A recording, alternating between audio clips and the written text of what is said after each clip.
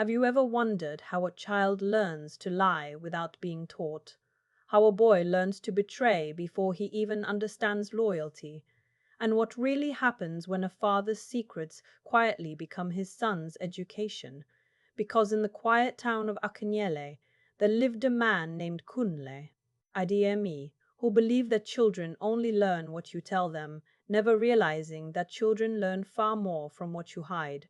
Kunle was respected on the surface, a well-dressed trader known for his smooth words and confident walk, married to a patient woman named Sade, who carried the weight of the home without complaint, and together they had a son, Damilola, a boy with sharp eyes and a silence that made adults underestimate him. Kunle loved his reputation more than his conscience, and somewhere along the way he convinced himself that cheating was not wickedness, but cleverness, not betrayal, but proof of manhood. He had another woman in Ibadan named Ronki, and sometimes another after her, and he told himself lies that sounded intelligent, that a man could love his wife and still seek excitement elsewhere, that as long as food was on the table no one was being harmed. But what Kunle never noticed was that Damilola noticed everything. The late nights, the sudden phone calls that made his father step outside, the different perfumes clinging to his clothes, the way his voice softened when he lied, and most of all the way his mother's eyes dimmed without her ever speaking a word. Children listen even when adults whisper, and they learn even when adults pretend nothing is happening. Kunle did not teach his son with lectures. He taught him with patterns, with excuses, with silence. One afternoon when Damilola was barely 12, Kunle caught him lying about breaking a neighbor's window, and instead of correcting him, Kunle laughed and said something that would quietly shape the boy's future. He said a man must learn to cover his tracks early, and Damilola smiled, because in that moment his confusion found permission. From that day forward lying stopped feeling wrong. It felt smart. Adolescence arrived, and Damilola grew into a charming teenager, admired by teachers, trusted by elders, and adored by girls who mistook his confidence for sincerity. Kunle watched proudly as his son navigated relationships effortlessly, never seeing the mirror forming between them. Damilola began cheating early, telling one girl she was special while texting another under the same moon. And when guilt briefly appeared, he silenced it with the same logic his father used. Nobody's getting hurt if they don't know, but pain does not need permission to grow. Sade saw the shift in her son long before Kunle did. She noticed the coldness, the emotional distance, the way apologies meant nothing. And one night she tried to speak to Kunle, telling him their son was becoming someone she did not recognize. Kunle dismissed it, saying boys will be boys, unaware that he was excusing himself more than his child. Years passed and consequences matured. Damilola entered university, and his reputation followed him. Broken hearts, angry confrontations, whispered warnings from girl to girl, but still no lesson landed because no one had ever made him face the cost of his actions until one night the pattern cracked. Damilola cheated on a girl named Zainab, who, unlike the others, did not cry quietly or walk away. She confronted him publicly, calmly, listing every lie with terrifying accuracy, and in front of a crowd, she asked him a question that echoed louder than shouting. She asked, "Who taught you that love is something you steal from many people at once?" The silence that followed felt heavy because Damilola had no answer, and later that same week, something even heavier happened. Kunle's secrets finally came home. Saad discovered the truth she had long endured silently, not through confession, but through humiliation. And when the marriage fractured openly, Damilola watched his mother pack her things with dignity and leave with pain written all over her restraint. And for the first time, the boy who thought himself clever felt something unfamiliar. Not guilt, but recognition. He saw himself clearly reflected in his father. The same empty apologies, the same defensiveness, the same belief that intelligence could erase harm, and something inside him began to unravel, because when a child finally understands that his moral compass was built crooked, the confusion is unbearable. Damilola confronted his father not with anger, but with a quiet question that Kunle had no answer for.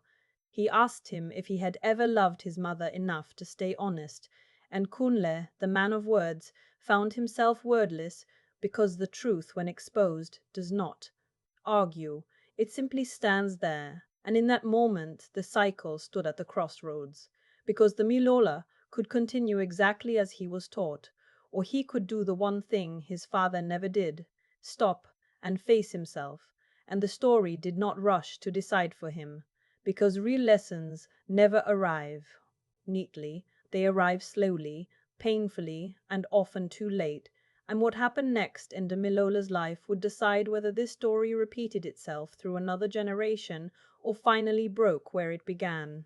The weeks after that confrontation did not bring instant redemption or dramatic transformation, because real damage does not reverse itself just because it has been recognized. It lingers, it questions you every morning, it sits beside you in silence, and Damilola carried that weight with him as he watched his parents' marriage collapse into polite distance. Kunle moved out believing time would soften things, believing once again that consequences could be postponed. But this time the lesson had already landed where it mattered most. Inside his son, Damilola stopped seeing himself as clever and started seeing himself as hollow. Every smile he gave felt rehearsed, every flirtation tasted bitter, and when girls laughed around him, he wondered how many of them would cry later because of him. He tried to distract himself with friends, with noise, with excuses, but the question Zainab had asked him refused to leave his mind. Who taught you that love is something you steal?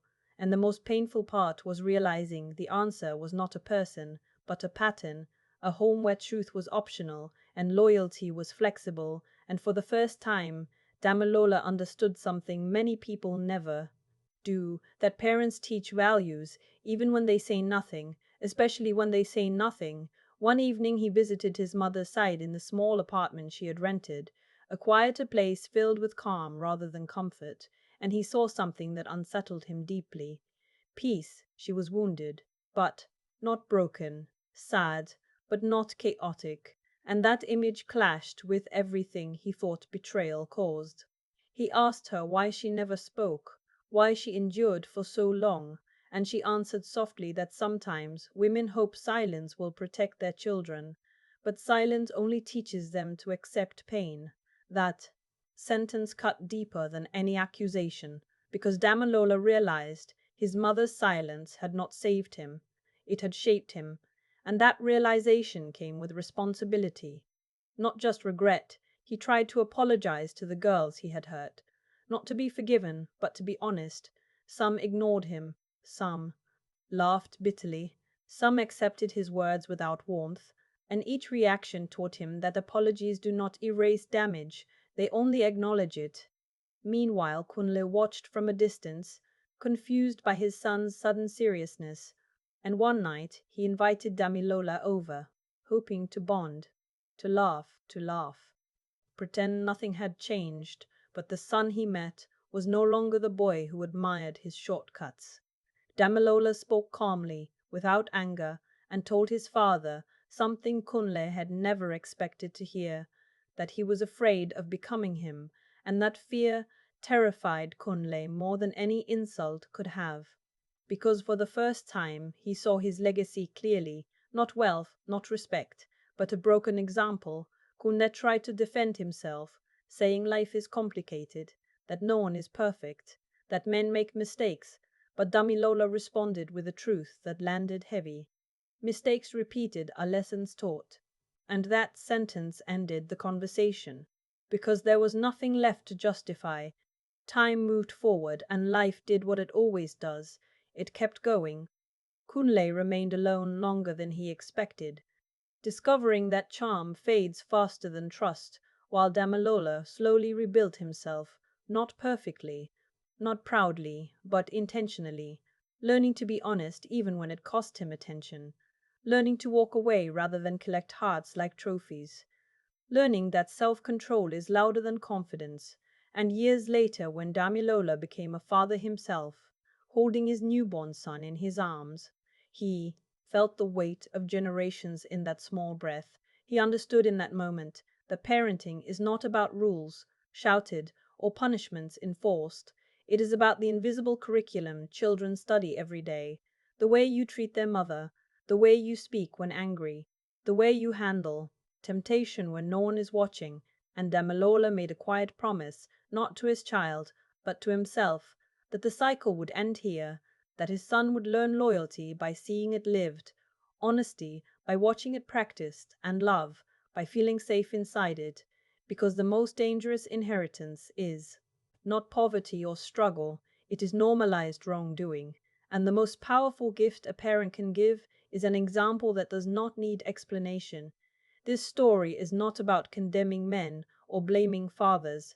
It is about understanding that children do not grow into what we say, they grow into what we are. And if you are listening to this and you recognize a piece of yourself in Kunle or a shadow of your home in Demilola's childhood, then this story is not judging you, it is warning you gently. Because every secret has an audience you did not intend, every excuse becomes a lesson, and every excuse becomes a lesson. Unchecked habit is a seed planted in someone who trusts you completely. If this story made you pause, made you reflect, or made you uncomfortable, then it has done its job. Share it with someone who needs to hear it, like it's so more people can learn before it's too late. Subscribe for more real stories that reveal quiet truths, and comment below what you think truly shapes a child more, words or actions, because conversations like this are how cycles finally break.